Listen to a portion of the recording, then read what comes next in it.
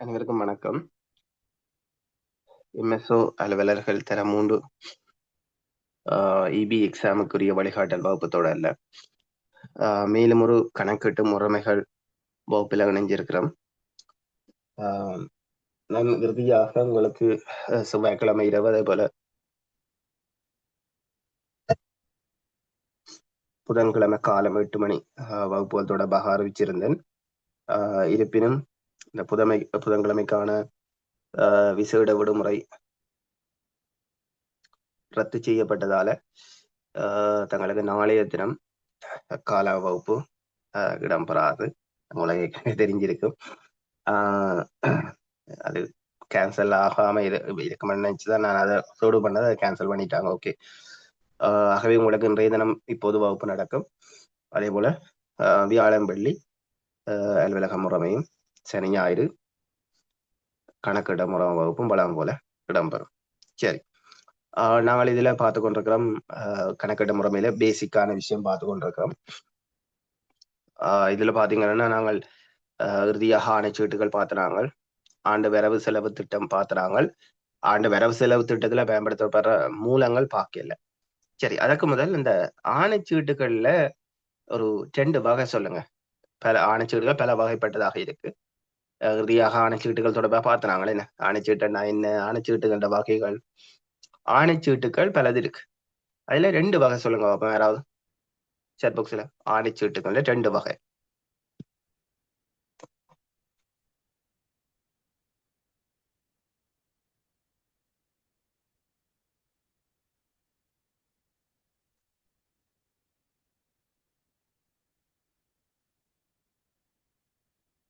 என்ன நிகழ்ச்சி?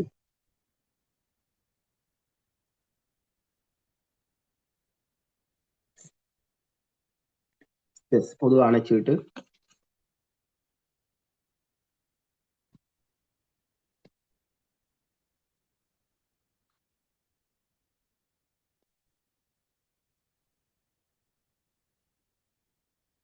தேவை பட்டியல், எஸ், முற்பண ஆணைச்சீட்டு, தேவை பட்டியல், முற்பண ஆணைச்சீட்டு,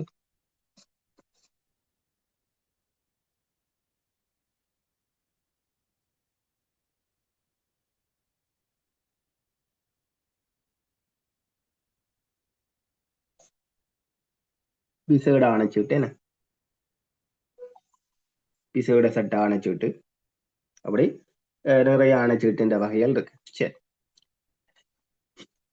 நாங்கள் இன்றைக்கு பார்க்க போறோம் வரவு செலவு திட்டம். வரவு செலவு திட்டம் ஏற்கனவே வரவு செலவு திட்டம் என்றால் என்னன்னு பார்த்திருக்கிறோம். உங்களுக்கு தெரியும், ஒவ்வொரு ஆண்டும் அடுத்த ஆண்டுக்கான பட்ஜெட் என்ன, அடுத்த ஆண்டுக்கான பட்ஜெட் அரசினால சப்மிட் பண்ணப்படும். அதுதான் சொல்றது, பட்ஜெட் தான் என்ன, வரவு செலவு திட்டம் என்று சொல்லுவோம். அப்ப வரவு செலவு திட்டம் நார்மலா பர்சனலா நாங்கள் கூட என்ன செய்வோம், பட்ஜெட் போடுவோம் தானே. அப்ப இந்த மாதத்துல இவ்வளவு வருமானம், இவ்வளவு செலவுகள் இருக்கு, இன்னென்ன செலவுகள் இருக்குன்னு நாங்க ஒரு பட்ஜெட் போடுவோம், எஸ்டிமேட்டோட போடுவோம் தானே. அல்லது இவ்வளவுதான் செலவழிப்போம். இப்ப நாங்கள் பெரும்பாலும் ஒவ்வொரு ஆண்டுக்குமே பட்ஜெட் போடுவோம். இப்ப தனிநபர்கள் ஒவ்வொரு ஆண்டுக்குமே நாங்கள் ஒரு அடுத்த ஆண்டு தொடங்குதாண்டா அடுத்த ஆண்டுல இவ்வளவு வருமானம் முளைச்சு கொள்ளணும், அல்லது இவ்வளவு செலவுகளை கட்டுப்படுத்தணும் அப்படின்னு நாங்க ஏதாவது ஒரு பட்ஜெட் போடுவோம். அதே மாதிரி அரசு வந்து என்ன செய்யும், தங்களுடைய வருமானம் செலவினங்கள் தொடர்பாக ஒரு எஸ்டிமேட் ஒன்று கால்குலேட் பண்ணும். அதான் சொல்றது பட்ஜெட் சொல்றது வரவு செலவு திட்டம். இப்ப வரவு செலவு திட்டத்துக்கு நிதி கிடைக்கிற மூலங்கள், இப்ப நாங்கள் பர்சனலா நாங்கள் ஒரு பட்ஜெட் ஒன்று போட போறோம்டா நாங்க என்ன செய்வோம். இப்ப நீங்கள் என்ன செய்றீங்கன்னா, நீங்கள் மே மாதம் தொடங்கக்கு முன்னம் ஏப்ரல் மாதம் எண்டில நீங்கள் ஒரு பட்ஜெட் போடுறீங்க மே மாதம். அப்படி போடி என்னென்னு போடுவீங்க, சரி எனக்கு கவர்மெண்ட் ஜாப் செய்யறேன், கவர்மெண்ட் ஜாப்ல இருந்து இவ்வளவு வருமானம் வருது, பார்ட் டைம் இந்த ஜாப் செய்யறேன், இதுல இருந்து இவ்வளவு வருமானம் வருது. நீங்கள் உங்களுடைய பட்ஜெட் போடுற போது என்னென்ன வருமானங்கள் மூலங்கள் இருக்கு, பண ரீதியா என்னோட இவ்வளவு சேவிங் இருக்கு, அப்படி நீங்கள் உங்களோட வருமான பண மூலங்களை கால்குலேட் பண்ணி தானே என்ன செய்வீங்க, அது வருமானமா இருக்கு. இங்க செலவுகளை என்னென்ன வகையாண்டு செலவுகளுக்கு ஒரு பட்ஜெட் போடுவீங்க.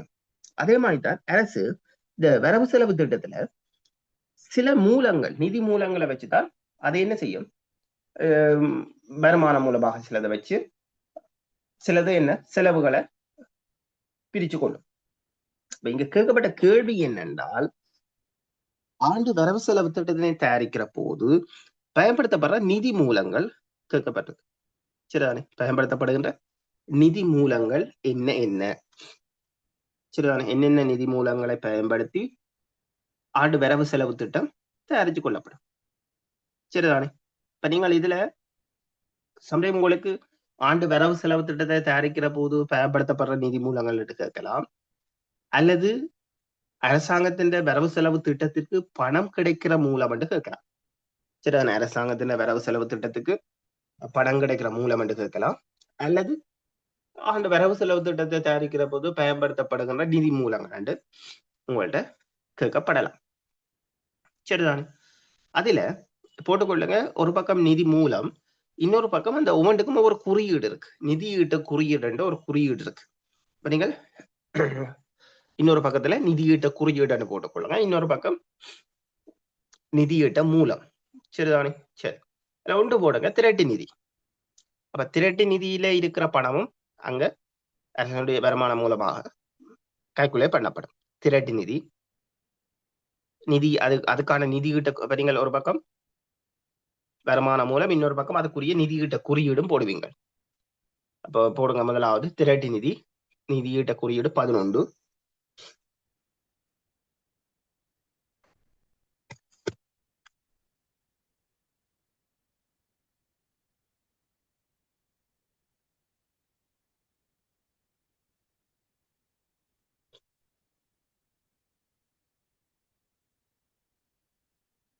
நிதியீட்ட குறியீடு 11. இரண்டாவது போடுங்க வெளிநாட்டு உதவிக்கடன்.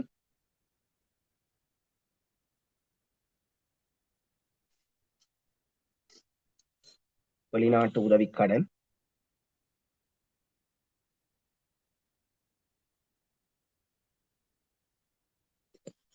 வெளிநாட்டு உதவிக்கடன் 12.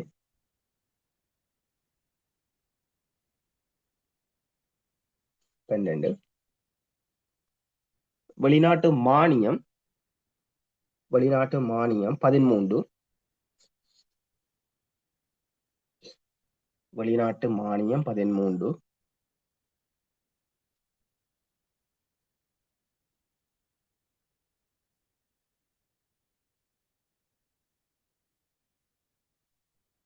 அடுத்தது மீளளிக்கக்கூடிய வெளிநாட்டு உதவிக்கடன். மீளளிக்கக்கூடிய வெளிநாட்டு உதவிக்கடன் மீளளிக்கக்கூடிய வெளிநாட்டு உதவிக்கடன்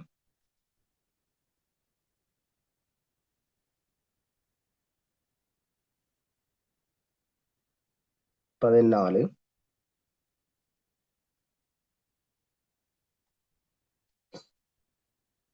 மீளளிக்கக்கூடிய வெளிநாட்டு உதவிக்கடன் 14.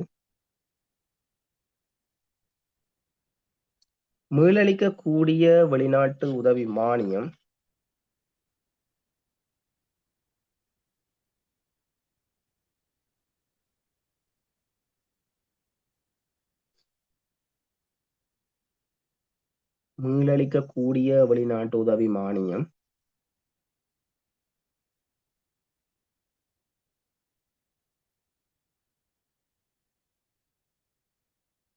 15.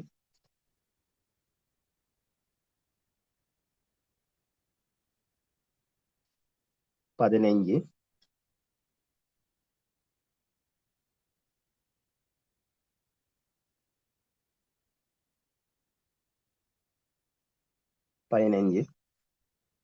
அடுத்தது எதிரிணை நிதியம் அல்லது நேரொத்த நிதியம். எதிரிணை நிதியம் அல்லது நேரொத்த நிதியம். அடுத்தது போடுங்க எதிரிணை நிதியம். நாங்கள் எல்லா விஷயம் ஒவ்வொன்றோட தனித்தனியா பார்க்க போறோம். எதிரிணை நிதியம் அல்லது நேரொத்த நிதியம், ரெண்டு மூன்று தான். எதிரிணை நிதியம் அல்லது நேரொத்த நிதியம். நிதியிட குறியீடு 16.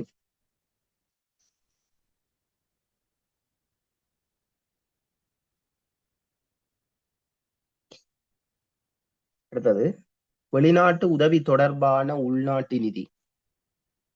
வெளிநாட்டு உதவி தொடர்பான உள்நாட்டு நிதி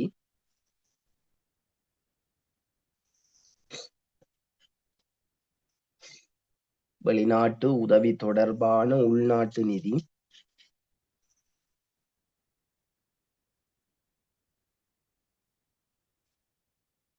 17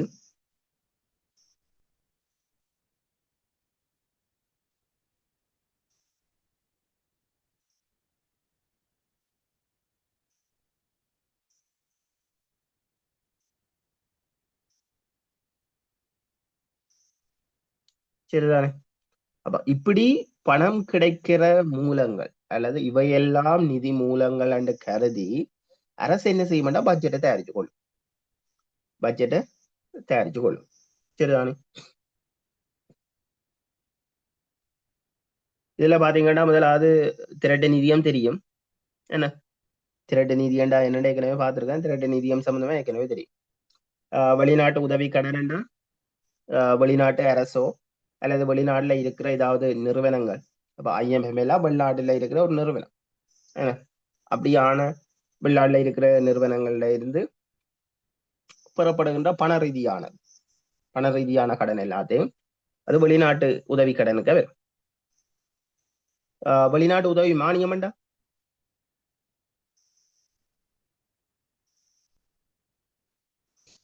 அது கடன்களை போல ஏதாவது உபகரணமா இருக்கலாம், பொருட்களா இருக்கலாம், அல்லது பணங்களா இருக்கலாம்.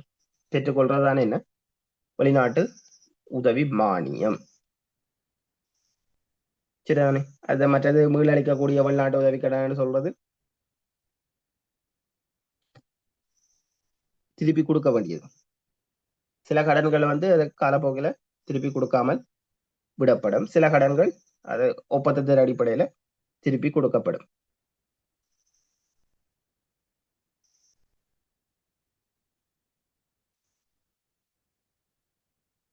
சரி, இதுல நேரொத்த நிதியம் என்று போட்டுக்கொள்ளுங்க. மற்ற எல்லாம் ஓரளவு உங்களுக்கு ஓகே தானே? நேரொத்த நிதியம் என்று போடுங்க.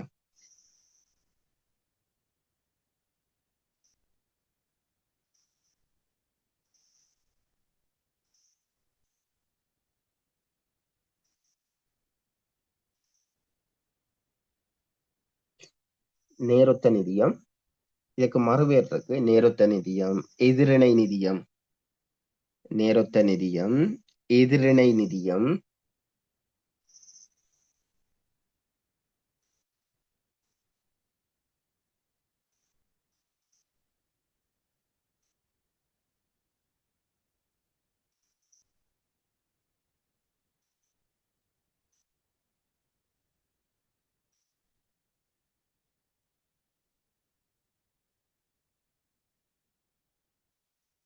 எல்லாம் ஒன்றுதானா? நேரொத்த நிதியம், எதிரிணை நிதியம் எல்லாம் ஒன்றுதான். எழுதிக் கொள்ளுங்க.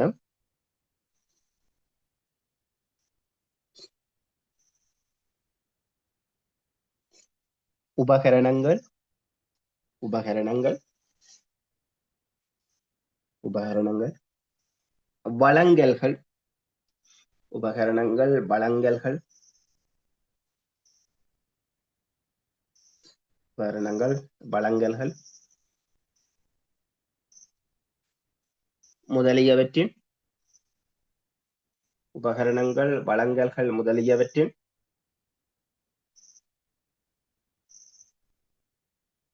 முதலியவற்றின் வெளிநாட்டு செலாவணி செலவை, வெளிநாட்டு செலாவணி செலவை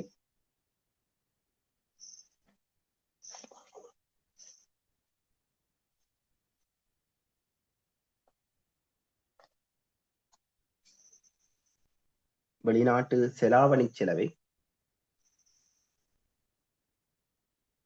கொடுப்பதற்காக, வெளிநாட்டு செலாவணி செலவை கொடுப்பதற்காக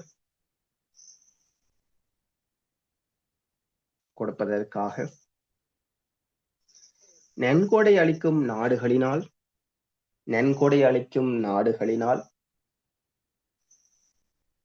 நன்கொடை அளிக்கும் நாடுகளினால் வழங்கப்படும் ஒரு சலுகை இதுவாகும். வழங்கப்படுகின்ற ஒரு சலுகை இதுவா?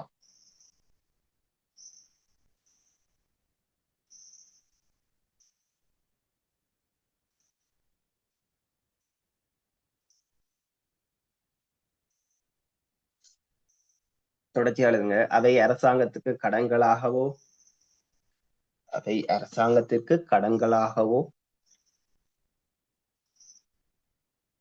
அல்லது மானியங்களாகவோ அவை அரசாங்கத்திற்கு கடன்களாகவோ அல்லது மானியங்களாகவோ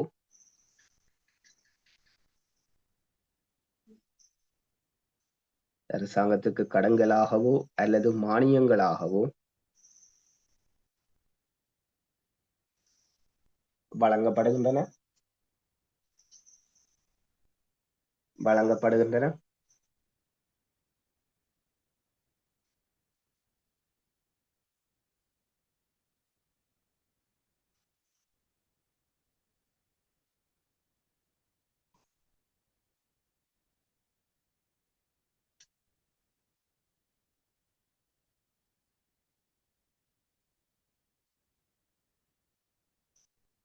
அரசாங்கம் அரசாங்கம்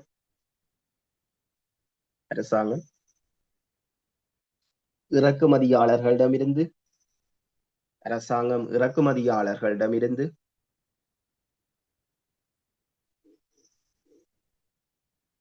உபகரணங்கள்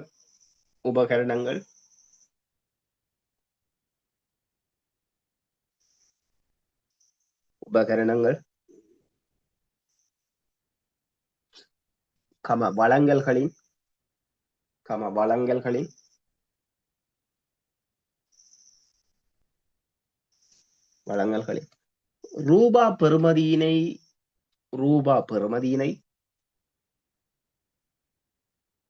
பெறுமதியினை பொருளாக அல்லது காசாக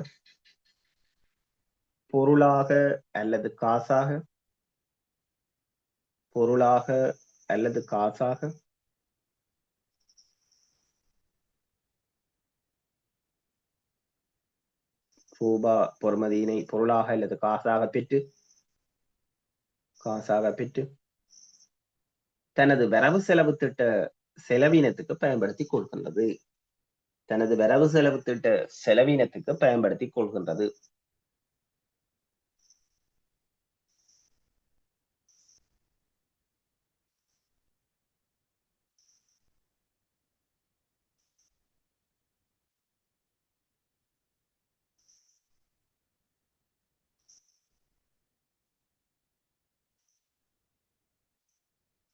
இப்பணத்தொகை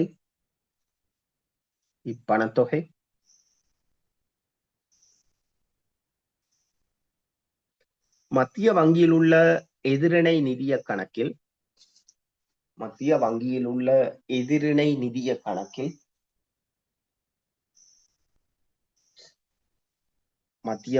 உள்ள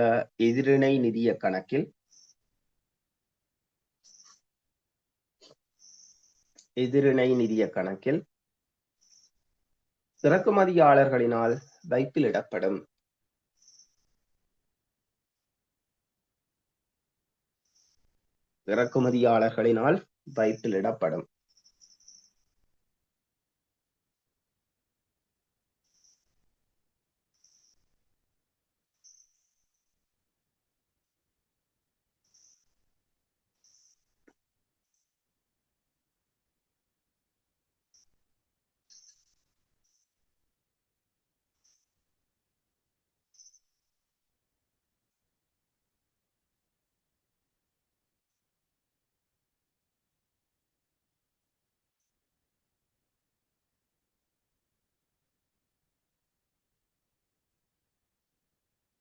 சரிதானே? இதைத்தான் சொல்றது எதிரிடை நிதியம். ஒரு வரவு செலவு திட்டம், ஒரு பட்ஜெட் தயாரிக்கிற போது இந்த எதிரிணை நிதியம் அல்லது நேரொத்த நிதியமும் அங்கே ஒரு நிதி மூலமாக கருத்தில் எடுக்கப்படும். சரிதானே? இது ஏதாவது உபகரணங்கள் வெளிநாடு கொள்வனவு செய்தாலோ, அதாவது இறக்குமதி செய்தாலோ, அல்லது ஏதாவது வளங்கள் இறக்குமதி செய்தாலோ, அப்ப இந்த வெளிநாட்டு செலவு இருக்குதானே, அந்த செலவை கொடுப்பதற்கு ஏதாவது நன்கொடை அடிக்கிற நாடுகள் ஒரு சலுகை ரீதியில வழங்குறது தான் என்ன இந்த எதிரண நிதியம் என்று சொல்லப்படும். அது காசா இருக்கலாம், கடனா இருக்கலாம், அல்லது மானியங்களாக இருக்கலாம். அப்ப வழங்கப்படுகின்ற சலுகை. சரிதானே? அப்ப இப்படி இந்த பட்ஜெட் தயாரிக்கிற போது பல நிதி மூலங்களை நாங்க தனிநபர் எங்களுடைய வருமானங்களை அல்லது சேமிப்ப ஒரு நிதி மூலமாக எடுத்துக்கொள்வதன் போல அரசு வந்து பட்ஜெட் தயாரிக்கிற போது பல நிதி மூலங்களை அங்க கருத்தில் எடுக்கும். சரிதானே? அதுல திரட்டு நிதியும் உண்டு. சரிதானே? திரட்டு நிதியும் அதுல உண்டாக காணப்படும். இது நிதி மூலம். அதே போல அங்கால செலவுகள் இருக்கு. நார்மலா பாத்தீங்கன்னா ஒரு பட்ஜெட்டை பாத்தீங்கன்னா சில நேரம் துண்டு விழும் தொகை என்று சொல்லுவாங்க. இந்த டேர்ம் எல்லாம் நீங்கள் அந்த நார்மலா பட்ஜெட் சப்மிட் பண்ற போது கேள்விப்படுவீங்க. சில நேரம் வருமானத்தை விட செலவுகள் கூடவே இருக்கும். சில நேரம் இல்ல, பல நேரமே அப்படித்தான். சரிதானே? இப்ப இதுல அடுத்த கேள்வி பாத்தீங்கன்னா அரசனுடைய வருடாந்த வருமான செலவின மதிப்பீடுகளில் உள்ளடங்குவவை அவை என்று கேட்கப்பட்டது. அப்ப ஒன்று நிதி மூலம். அதுல நிதி மூலம் கணக்கு இருக்கு. நீங்கள் ஒரு 3 அல்லது 4 ஞாபகம் வையுங்க. அதுல திரட்டு நிதி, உதவிக்கடன், மானியம், மீளளிக்கக்கூடிய உதவிக்கடன், மீளளிக்கக்கூடிய மானியம். சரிதானே? அப்ப ஒரு 4 பெரும்பாலும் கேட்கில் ஒரு 4 அல்லது 5 கேட்பாங்க. நிதி மூலம் ஒன்று பட்ஜெட்டுக்கு நிதி கிடைக்கிற மூலம் அல்லது பட்ஜெட்டுக்கு இவை பணமாக கருதப்படும். அப்படி மாறிக்கூட கேட்கப்படலாம். அடுத்த கேள்வி பாத்தீங்கன்னா இது வருமான மூலத்துக்கு வரும். ஒரு பட்ஜெட்னா என்ன? வருமான செலவின ஒரு மதிப்பீடு. இப்ப நீங்க சிம்பிளா யோசிங்க, ஒரு பட்ஜெட் அரசு வரவு செலவு திட்டம்னா என்ன? வருமானம் செலவீனம் தொடர்பான ஒரு மதிப்பீடு. அப்ப அங்க வருமானம் அல்லது நிதி மூலங்களாக கருதப்படுற ஒரு 5வது ஞாபகம் வச்சிருங்க. அதுல திரட்டு நிதி, வெளிநாட்டு உதவிக்கடன், வெளிநாட்டு மானியம், மீளளிக்கக்கூடிய வெளிநாட்டு உதவிக்கடன், மீளளிக்கக்கூடிய வெளிநாட்டு மானியம், அதே போல நீரொத்த நிதியம். அடுத்தது கேட்கப்பட்டது என்ன? இதுல அரசினுடைய வருடாந்த வருமான செலவு மதிப்பீடுகள்ல உள்ளடங்குவவை அவை. சரிதானே? ஒரு வருமான செலவீன மதிப்பீடுகள்ல என்னென்ன விஷயம் உள்ளடங்கும்? ஒன்று பாத்தீங்கன்னா வருமானம் தொடர்பான மதிப்பீடு உள்ளடங்கும். அது கண்டிப்பா உள்ளடங்கும். அதை வச்சுதான் அங்க செலவுகள் தொடர்பாக விஷயம் வரும். ஒரு பட்ஜெட்டை வருடாந்த வருமான செலவின மதிப்பீடுன்னு சொல்றது அரச வரவு செலவு திட்டம், ஒதுக்கீட்டு சட்டம் மூலம், அரசாங்க வருமான செலவின மதிப்பீடு, இது மூன்றும் பட்ஜெட். சரிதானே? இது மூன்றும் பட்ஜெட். அப்ப இதுல அரசாங்க வரவு செலவு வருமான செலவின மதிப்பீடு என்றாலும் பட்ஜெட் தான், ஒதுக்கீட்டு சட்டம் மூலம் என்றாலும் பட்ஜெட் தான், அரச வரவு செலவு திட்டம் என்றாலும் பட்ஜெட் தான்.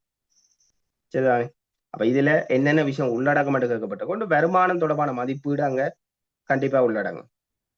அதே போல செலவீனங்கள் தொடர்பான பொது மதிப்பீடு அதுவும் உள்ளடங்கும். அதே போல இந்த கவர்மெண்ட் ஸ்டாஃபின் சம்பளம் நீங்கள் பாருங்க, ஒவ்வொரு பட்ஜெட்லயுமே கவர்மெண்ட் ஸ்டாஃபின் சம்பளம் தொடர்பாக ஏதோ ஒரு கருத்து அங்க சொல்லப்படும். பெரும்பாலும் மதிப்பீடுகள்ல சம்பளம் அதிகரிக்கப்படும் அல்லது சம்பளம் அதிகரிக்கப்பட மாட்டாத என்ற கருத்து அங்க ஆணித்தனமா நிலைநிறுத்தப்படும். நீங்கள் ஒவ்வொரு பட்ஜெட்டையும் எடுத்து பாருங்க. இந்த பட்ஜெட்ல அரசு உத்தியோகத்தர்ல சம்பளம் அதிகரிக்கப்பட மாட்டாத என்ற கருத்து வரும் அல்லது அதிகரிக்கப்படும் என்று வரும். ஒன்றில் அதிகரிக்கப்படும் அல்லது அதிகரிக்கப்படாது என்ற விஷயம் அங்க பட்ஜெட்டில் எடுத்துரைக்கப்படும். சரிதானே? அப்ப அதுக்கு போட்டுக்கொள்ளுங்க. ஒன்று வருமான மதிப்பீடுகள். அப்ப அரசினுடைய வருடாந்த வருமான செலவீன மதிப்பீடுண்டா பட்ஜெட். அந்த பட்ஜெட்ல என்னென்ன விஷயம் உள்ளடங்கும்? ஒன்று வருமான மதிப்பீடுகள் உள்ளடங்கும். வருமான மதிப்பீடுகள் உள்ளடங்கும்.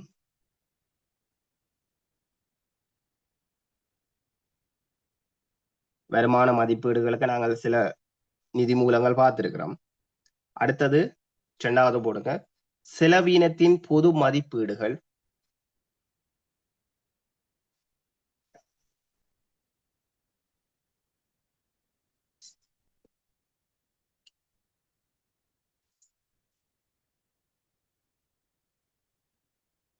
செலவீனத்தின் பொது மதிப்பீடுகள்.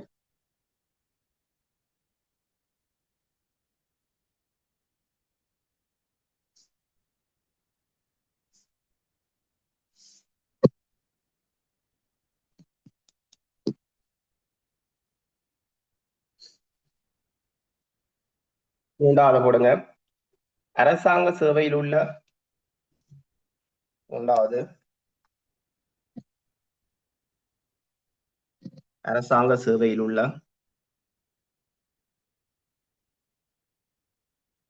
அரசாங்க சேவையில் உள்ள பல்வேறு பதவிகளுக்கான அரசாங்க சேவையில் உள்ள பல்வேறு பதவிகளுக்கான சம்பள அளவு திட்டங்கள்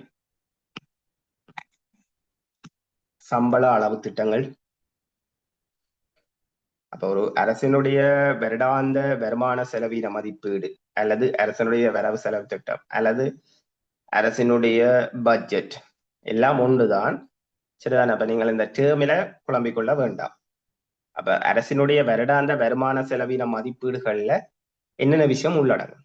ஒன்று வருமானம் தொடர்பான மதிப்பீடு கண்டிப்பா உள்ளடங்கும், அதான் மெயின். அடுத்தது இந்த செலவினத்தின் பொதுவான ஒரு மதிப்பீடு, அதுவும் உள்ளடங்கும். அதே போல அரசாங்க சேவையில இருக்கிற பல்வேறு பதவிகளுக்கான சம்பள அளவு திட்ட விஷயமும் அங்க உள்ளடங்கும். இதுல இன்னொரு விஷயமும் உள்ளடங்கும், முற்பண கணக்கு முயற்சிகள். அங்கால நாங்கள் பிரீம்பா பார்க்க போறோம். முற்பண கணக்குண்டா என்ன, முற்பண கணக்கு வகைகள், முற்பண கணக்கு எல்லைகள். சரிதான். அப்ப 4வது போடுங்க, முற்பண கணக்கு முயற்சிகள் தொடர்பான மதிப்பீடுகள். முற்பண கணக்கு முயற்சிகள் தொடர்பான மதிப்பீடுகள்.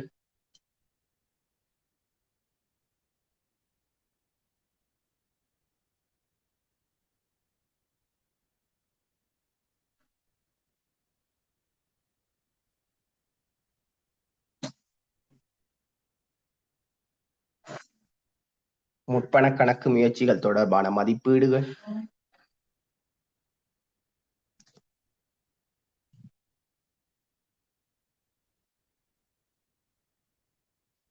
அடுத்தது நிதியீட்டமும் நிதி அளித்தலும்.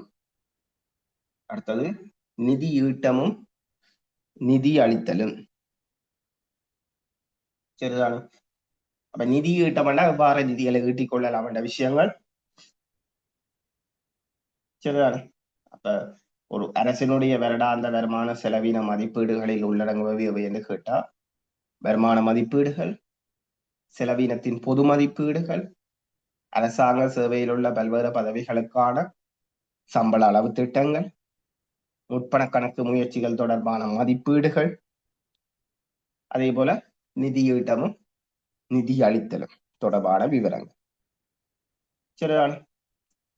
அப்ப நாங்கள் இதுவரைக்கும் பார்த்தது ஆண்டு வரவு செலவு திட்டம்டா என்னென்று கடைசி வகுப்புல பார்த்திருக்கிறோம். ஆண்டு வரவு செலவு திட்டம், பட்ஜெட் ரெண்டும் ஒன்றுதான்.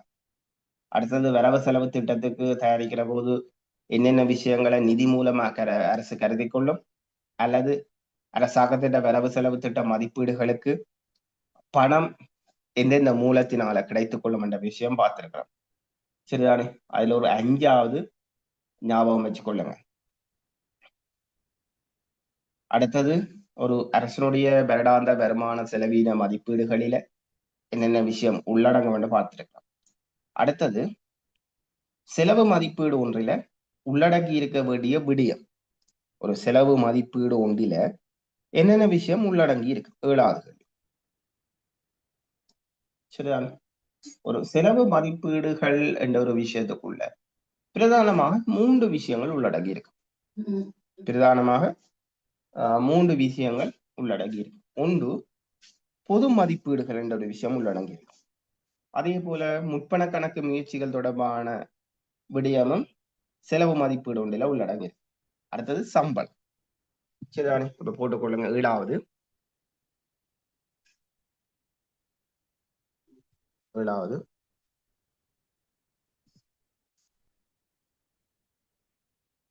பொது மதிப்பீடுகள். இந்த செலவு மதிப்பீடு இருக்குதானே, 3 பகுதிகளா காணப்படும். சரிதானே. நிதி பிரமாணம் 6 உபவிரிவு 4 படி இந்த செலவு மதிப்பீடுகள் 3 பகுதிகளாக இருக்கு.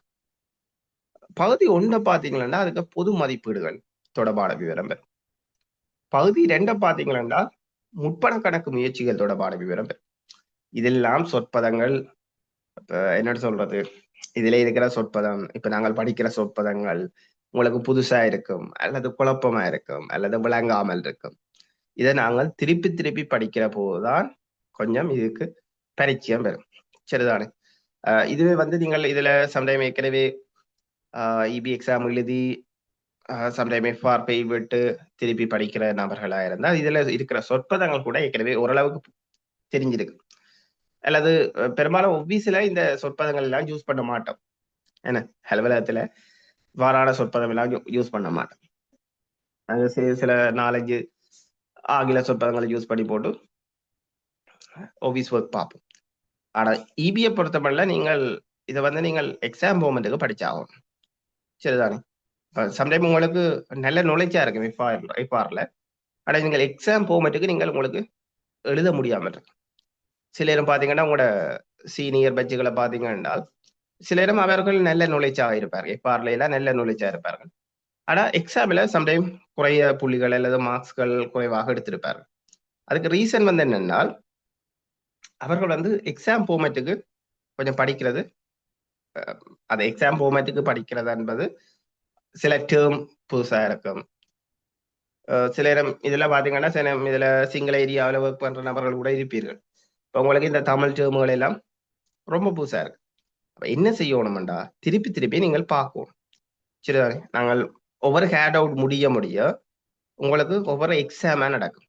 நான் ஒரு ஷோர்ட் எக்ஸாம ஒவ்வொரு ஹேட் அவுட் முடிய அதுக்குள்ளே இருக்கிற விஷயம், அதுக்கு அதிலே இருந்து நாங்க படிக்கிற விஷயத்திலே இருந்து எக்ஸாமுக்கு வரக்கூடிய விஷயங்கள் என்னென்ன, அது ஒரு ஷோர்ட் எக்ஸாமா நடக்கும். சரிதானே? அப்ப அதை நாங்க திருப்பி திருப்பி பார்க்கிற போது உங்களுக்கு ஃபைனலா ஓரளவுக்கு கிளியராக இருக்கு. சரிதானே? சரி. அப்ப இதுல செலவு மதிப்பீடுகளை உள்ளடக்கி இருக்க வேண்டிய விடயங்கள் பிரதானமா 3 இருக்கு. 3 பகுதிகள் இருக்கு. சரிதானே? அப்ப அதுல பகுதி 1, பகுதி 2, பகுதி 3 இருக்கு. அப்ப நீங்கள் பகுதி 1 போடுங்க. பகுதி 1, பகுதி 1. பகுதி 1 இருக்கிற விஷயங்கள் பொது மதிப்பீடுகளாக இருக்கு. பொது மதிப்பீடுகள். பொது மதிப்பீடுகள்.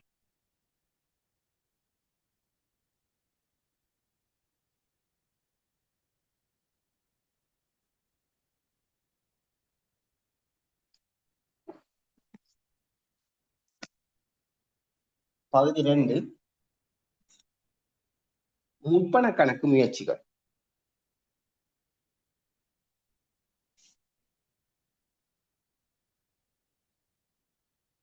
பகுதி 2 முற்பண கணக்கு முயற்சிகள்.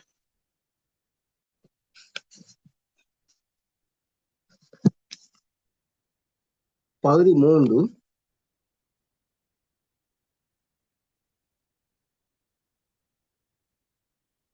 சம்பளங்கள்.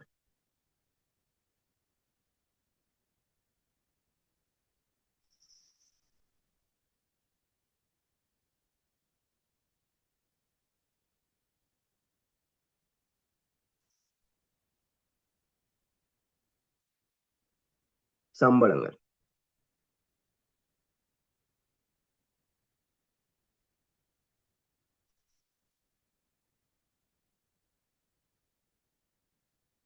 அடுத்தது, இந்த வரவு செலவு திட்டம் தனியா ஒரு நபர் தயாரிக்கிறது கிடையாது.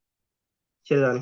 வரவு செலவு திட்டத்தை பாத்தீங்கன்னா பல உயர் அதிகாரிகள் இணைந்துதான் என்ன செய்வார்கள், இந்த வரவு செலவு திட்டத்தை தயாரித்துக் கொள்வார். இப்ப அடுத்த கேள்வி பாத்தீங்கன்னா வரவு செலவு திட்டத்தை தயாரிப்பதுல தொடர்படுகின்ற மூவரை குறிப்பிட்டு அவர்கள் தொடர்படும் விடயங்கள். அப்ப இதுல அந்த ஒரு அதிகார பிரிப்பு தான் இங்க. சரிதானே? ஒவ்வொரு விஷயத்துக்கும் ஒவ்வொரு நபர்கள் இங்க பொறுப்பாக இருப்பார். சரிதானே?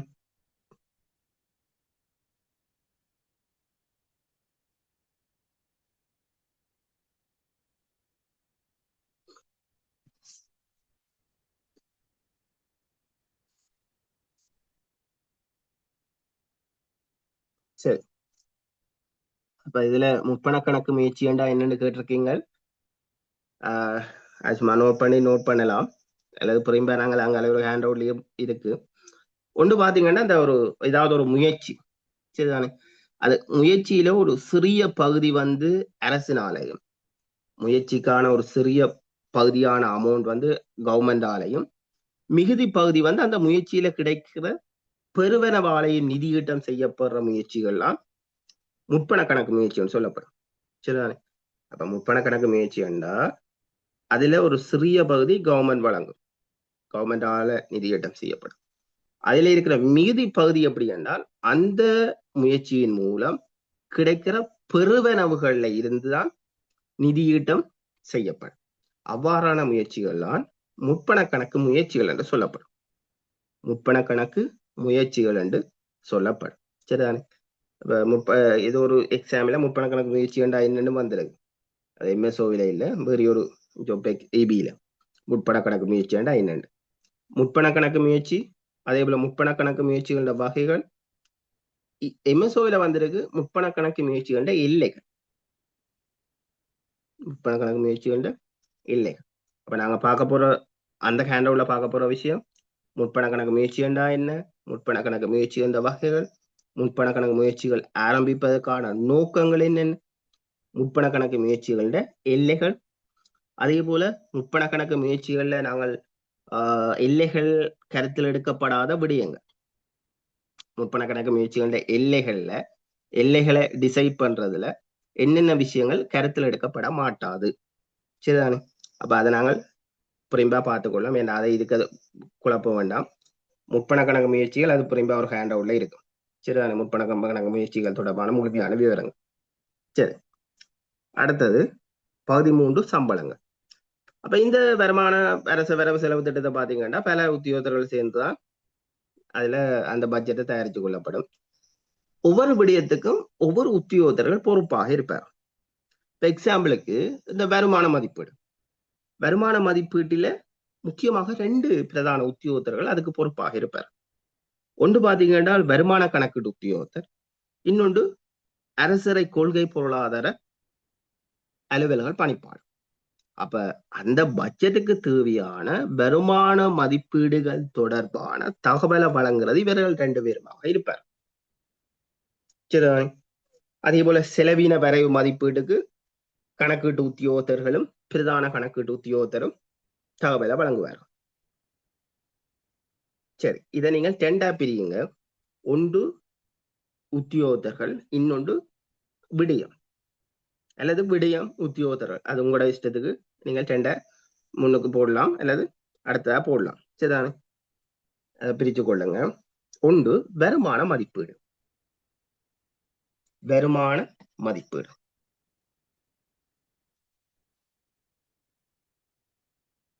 வருமான மதிப்பீட்டோட 2 பிரதான உத்தியோகத்தர்கள் தொடர்பட போயிடும். ஒன்று வருமான கணக்கீட்டு உத்தியோகத்தர், ஒன்று வருமான கணக்கீட்டு உத்தியோகத்தர். விடயம் வருமான மதிப்பீடு தொடர்படுற உத்தியோகத்தர்கள் ஒன்று வருமான கணக்கீட்டு உத்தியோகத்தர்.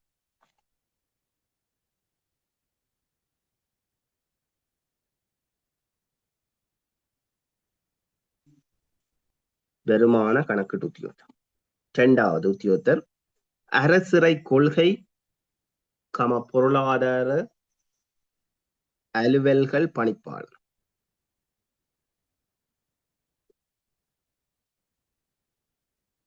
வருமான கணக்கீட்டு உத்தியோகத்தர், 2வது அரசிறை கொள்கை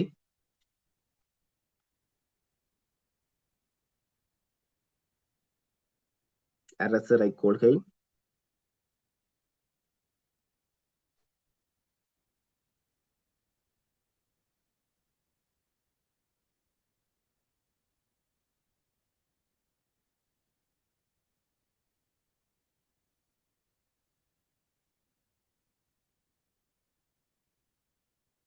பொருளாதார அலுவல்கள் பணிப்பாளர். பொருளாதார அலுவல்கள் பணிப்பாளர்.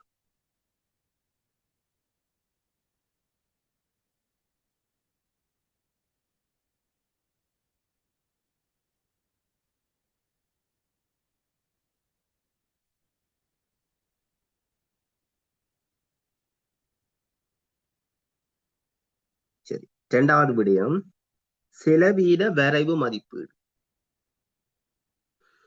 செலவீன வரைவு மதிப்பீடு.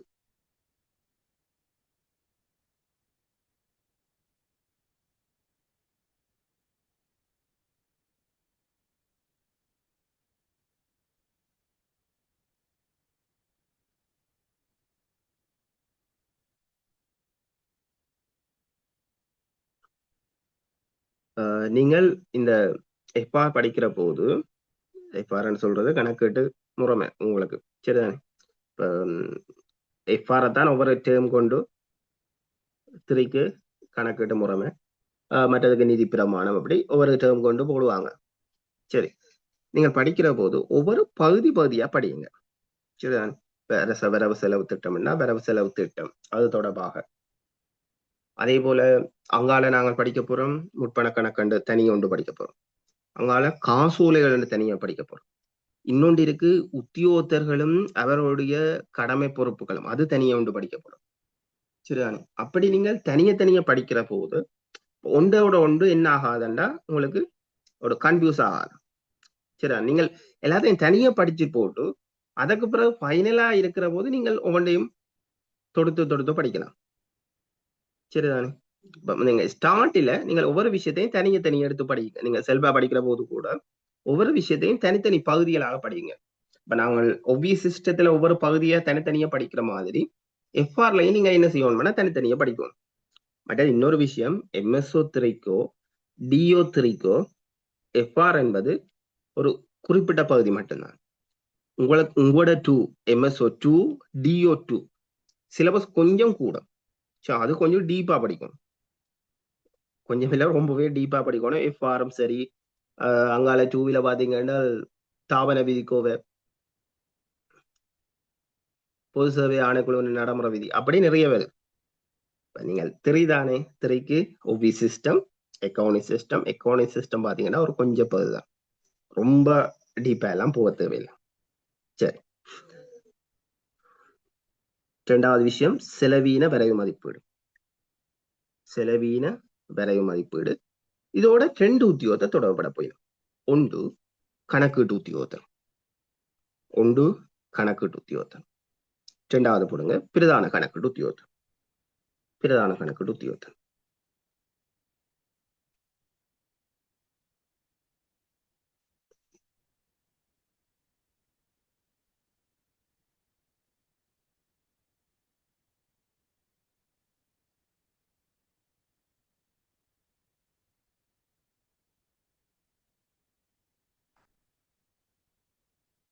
பிரதான கணக்கீட்டு உத்தியோகத்தர். மூன்றாவது விஷயம் போடுங்க மூலதன செலவு மதிப்பீடு.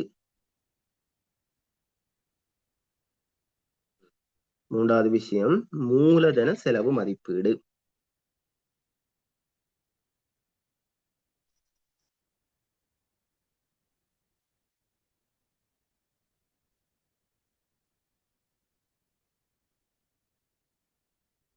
மூலதன செலவு மதிப்பீடு.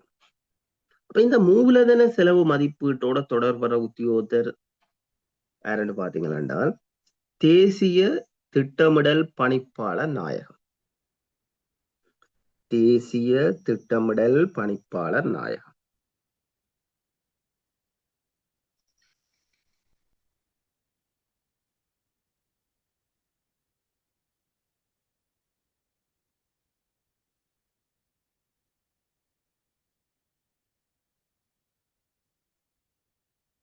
தேசிய திட்டமிடல் பணிப்பாளர் நாயகம். அடுத்த விடயம் போடுங்க முற்பண கணக்கு முயற்சிகள்.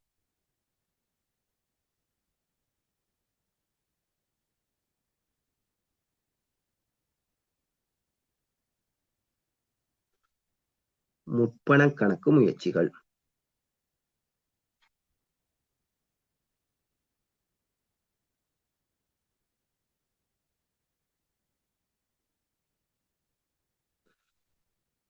அதோட 2 உத்தியோகத்தர்கள் தொடர்பட போயிடும். ஒன்று போடுங்க பொது முயற்சிகள் பணிப்பாளர் நாயகம். பொது முயற்சிகள் பணிப்பாளர் நாயகம்.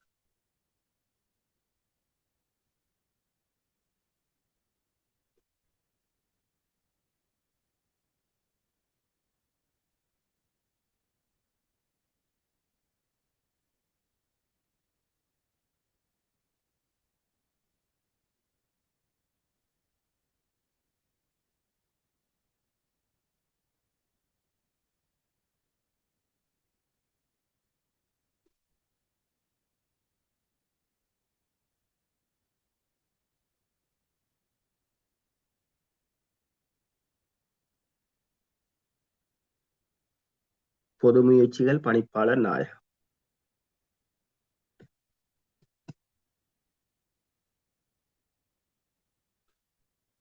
பொது நிதி பணிப்பாளர் நாயகம். இரண்டாவது பொது நிதி பணிப்பாளர் நாயகம்.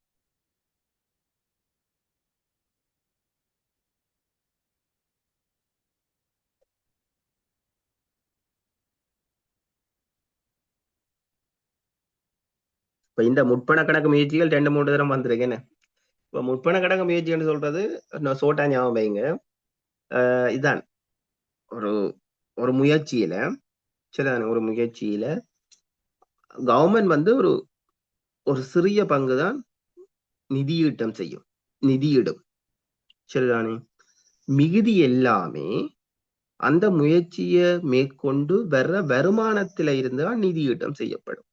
எக்ஸாம்பிளுக்கு கவர்மெண்டால சில அமைப்புகள் உருவாக்கப்படும். சரிதானே, கவர்மெண்டால அந்த அமைப்புல பாத்தீங்கன்னா இல்ல கவர்மெண்ட் வந்து கொஞ்சம் தான் முதலிட்டு இருக்கு, பணம் போட்டிருக்கு. மிகுதி எல்லாமே ஒரு அதில வருமானத்தை எடுத்துக்கொண்டுதான் அந்த அந்த வியாபாரம் இயங்கும். சரிதானே, அப்ப சில நேரம் வந்து கவர்மெண்டால ஏதாவது உணவு விடுதிகள், அது பொது சேவை வழங்குறதுக்காக உணவு விடுதிகளாக இருக்கலாம், அல்லது ஏதாவது வியாபார முயற்சிகளாக இருக்கலாம். கவர்மெண்ட் ஒரு சிறிய பங்க பணம் போட்டிருக்கு, பேருந்து அதுல வர்ற வருமானத்துல இருந்து அது இயங்கி கொண்டிருக்கு. அதுல இருந்து வர்ற வருமானத்துல இருந்தா இயங்கி கொண்டிருக்கு.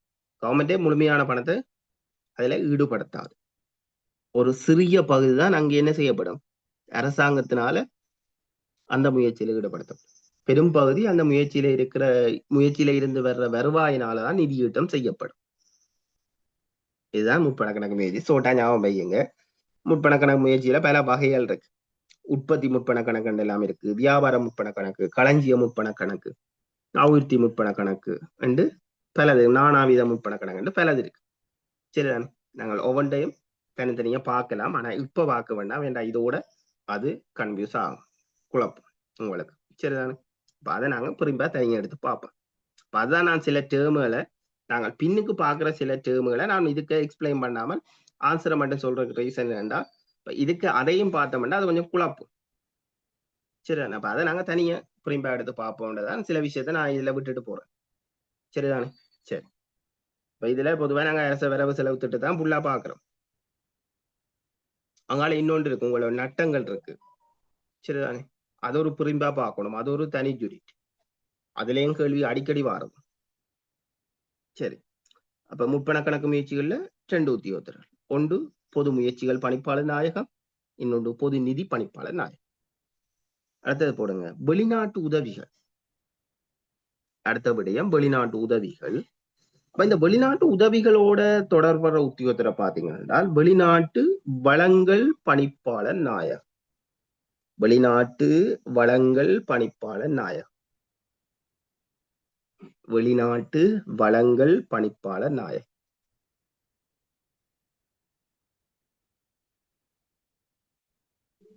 வெளிநாட்டு வளங்கள் பணிப்பாளர் நாயகம்.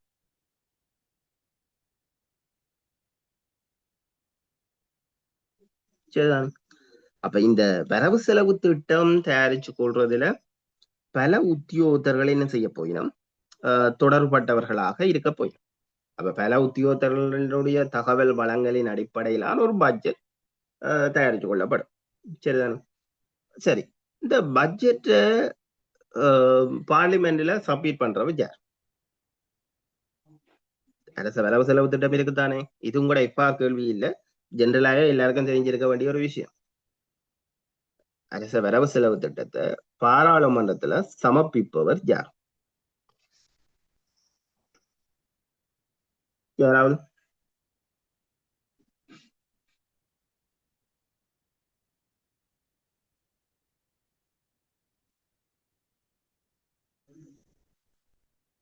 யாருக்கும் தெரியாதா?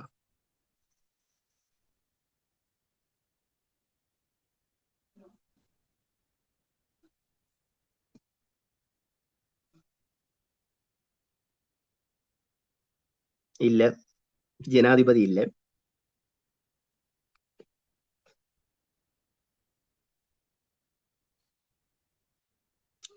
நிதி அமைச்சரினால. சரிதானே? நிதி அமைச்சரினாலதான் அரச வரவு செலவு திட்டம் பாராளுமன்றத்துல சமர்ப்பிக்கப்படும். சில நேரம் அந்த நிதியமைச்சர் ஜனாதிபதியா இருந்தா ஜனாதிபதி சப்மிட் பண்ணுவார். சரிதானே? பட்ஜெட்டை சப்மிட் பண்றதா இருந்தால் நிதி அமைச்சர். ஆனா அந்த நிதி அமைச்சர்கிட்ட பொறுப்பு அது ஜனாதிபதியே அந்த அமைச்சர் கொண்டிருந்தால் அவர் தான் சப்மிட் பண்ணுவார். அதுக்காக அது ஜனாதிபதி சப்மிட் பண்ற இல்ல. சரிதானே?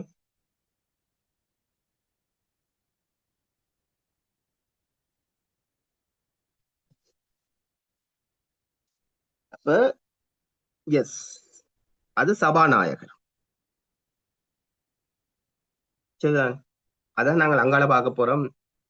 ஒதுக்கீட்டு சட்டம் மூலம் ஒதுக்கீட்டு சட்டம் என்ற 2 விஷயம் பார்க்க போறோம். நிதியமைச்சர் சப்மிட் பண்ணுவர்.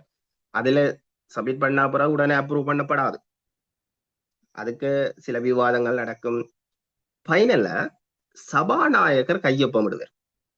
சரிதானே? அந்த கையொப்பம் இடுவதன் ஊடாகத்தான் ஒதுக்கீட்டு சட்டம் மூலம் என்ற ஒரு விஷயம் ஒதுக்கீட்டு சட்டமாகும். அதாவது அதை அப்ரூவ் பண்ணப்படும். நாங்கள் அங்காலையும் புரிம்பா எடுத்து பார்க்க போறோம். ஒதுக்கீட்டு சட்டம் மூலமண்டா என்ன, ஒதுக்கீட்டு சட்டமண்டா என்ன. சரிதானே? அப்ப அதை அப்ரூவ் பண்றது சபாநாயகர். உங்களுக்கு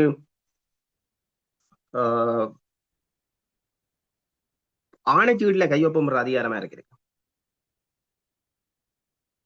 நான் கடந்த வகுப்புல பார்த்தேன்.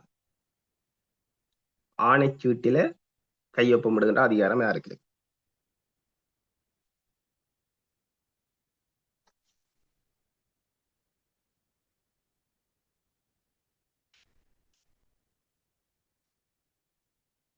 கடைசி வகுப்புல பார்த்துனாங்க. ஆணைச்சீட்டுகள் என்றா என்ன எல்லாம் பார்த்துனாங்கல்ல. எஸ், நிதி அமைச்சர். அதே போல சில பேப்பர்ல எம்சிக்யூல வந்திருக்கு. அப்படி என்றால் ஆணைச்சீட்டை கையொப்பமிடுற அதிகாரம் நிதி அமைச்சர். அதே போல ஒதுக்கீட்டு சட்டம் மூலம் யாருடைய கையொப்பத்தின் பின்னர் ஒதுக்கீட்டு சட்டமாக மாற்றப்படும். அதாவது ஒதுக்கீட்டு சட்டம் மூலம் ஒரு எஸ்டிமேட் உண்டு. ஒதுக்கீட்டு சட்டம் அது ஃபைனலா அப்ரூவ் பண்ணப்படுறது. சரிதானே? இப்ப நீங்க கேட்ட கேள்விக்கு விட சபாநாயகர். அப்ப ஒதுக்கீட்டு சட்டம் மூலம், ஒதுக்கீட்டு சட்டம் சொன்னேனே, ஒதுக்கீட்டு சட்டம் விட பட்ஜெட் தான்.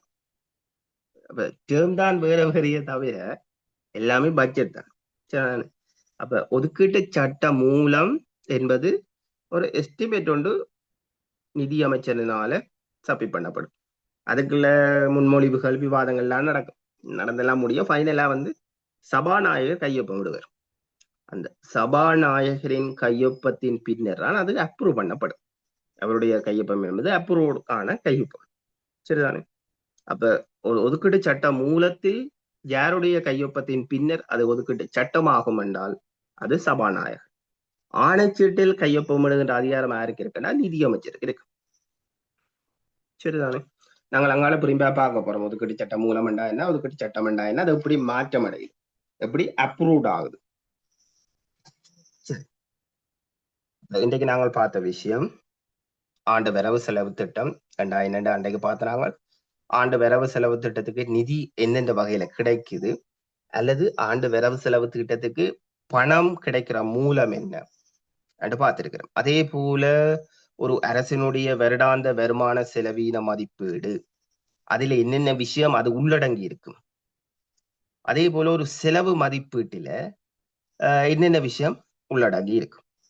அதே போல வரவு செலவு திட்டத்தை நிறைய உத்தியோகத்தர்கள் சேர்ந்து தயாரிச்சிருப்பினோம். அந்த உத்தியோகத்தர்கள் என்னென்ன விடயத்துக்கு என்னென்ன உத்தியோகத்தர்கள் பொறுப்பா இருப்பினோம் அந்த விஷயமும் பார்த்திருக்கிறேன். சரிதானே? அடுத்தது பாத்தீங்கன்னா நான் சொல்லிட்டு வர்றேன். அடுத்த வகுப்புல பார்க்கலாம். அடுத்த இந்த 9வது 10வது பாருங்க. 9, 10, 11 இது ரெக்கரண்ட் கேபிட்டல். சரிதானே? மீண்டு வரும் செலவென்றால் ரெக்கரண்ட், மூலதன செலவென்றால் கேபிட்டல்.